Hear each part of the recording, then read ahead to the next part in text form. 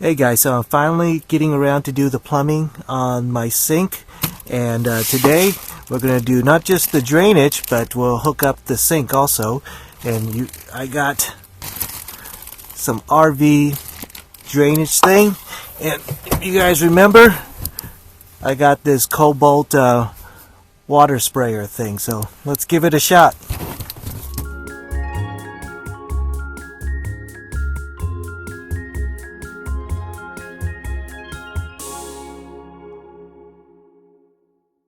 Alright, you guys remember my sink. It's this Torva sink, and it folds, oops, didn't tighten that up, but it folds down really nicely like this, and it's got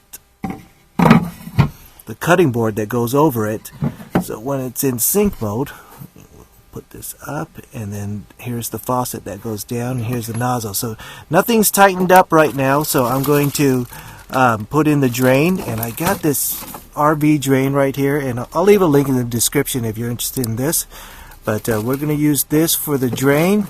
And again, I did a video. You can click the video up there for more details on using this and using some plumbing adapters to get this to fit to these guys, but we're going to hook it up today. So for the drain of the sink, it comes with these drain components, so I didn't have to buy anything in addition.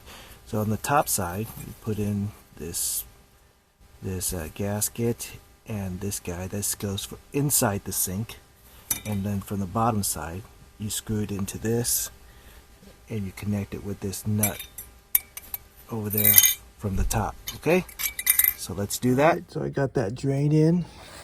That's the way it looks. So from here, I'm going to use that RV drain. All right, it's this camo flexible drain thing,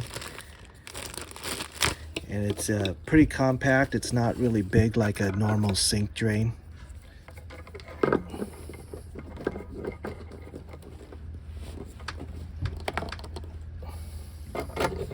Okay, looks good. This gives you a drain outlet with a nice plug too. Alright, so if you watched that video I did for rigging this thing up, that goes to the hot and the cold. Here it is all set up, so I'm going to plug it into there, and I'm going to test it before I put it all in to make sure it's not leaking, to make sure I got everything nice and tight. Alright, let's turn this on.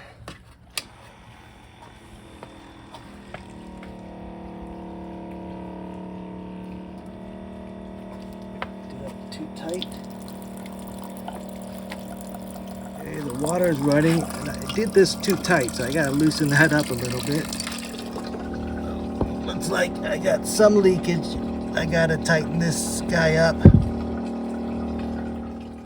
All right, finally got this thing to stay dry. My hands are dry, so now the system is good. I just need to detach from there when I need to, and this pump, when you turn it on and there's full pressure, it shuts off by itself. So let's try on the sink. You hear the pump going. There's the sink. You turn it off. It should shut down once the pressure builds up. There we go. Perfect. Drain. Okay, the drain is good. All right, so now that's tested dry, let's install it.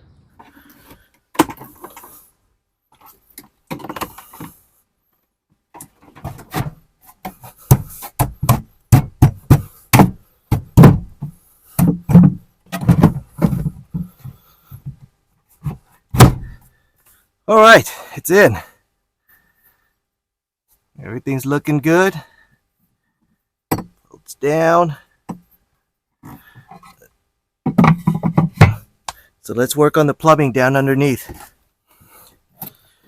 All right, so I routed those two lines out. Here's for the water dispenser, and here's for the drainage. Put this back on like that. So now I need to design a way to drain down here.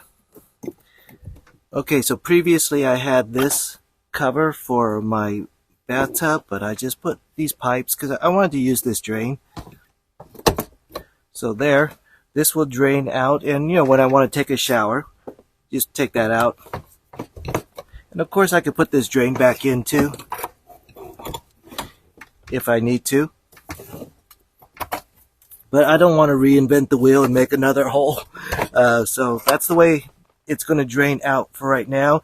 I might put a facade just to make it a little bit prettier, but for now it's good. Okay, so next up I need to have a place for this, and I have this slot right here in mind. Let me show you. You can see it's not going to fit in this slot, and I kind of don't want it to because there's a little opening here that I want to contour this to and to bring it up like that. So that's what I'm going to do. I'm going to build a little platform for this to sit so that my tub could sit up high. So let's make sure that there's enough room for the tubing, because it will rub up against there. Make sure it fits before I do this. Yep. It's a little bit of a kink, but really not too much. That's the way we'll do it. Okay, so remember I had the old platform that goes like that. So what I'm going to do, it almost fits. I'm just going to cut this down so that it does fit, so that I can still have room underneath to store a few items. Okay, so I chopped this thing down to get this thing in, and I used this buckle that came with the car, where you would put the middle seat right here. It kind of goes right here, but using that same old buckle to keep it secure. You take it in and out, and I wanted to put the cord on this side because that would put this water,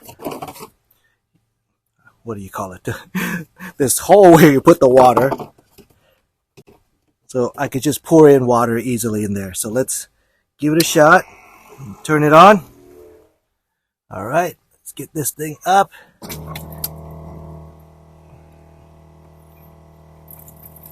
Have to prime the water first. Again, it's not a high pressure system, which is actually good, because if you shoot out too much water too fast, you're going to run out of water really fast. So the fact that it's low pressure like that is actually really good. It's going to help me conserve energy and conserve water.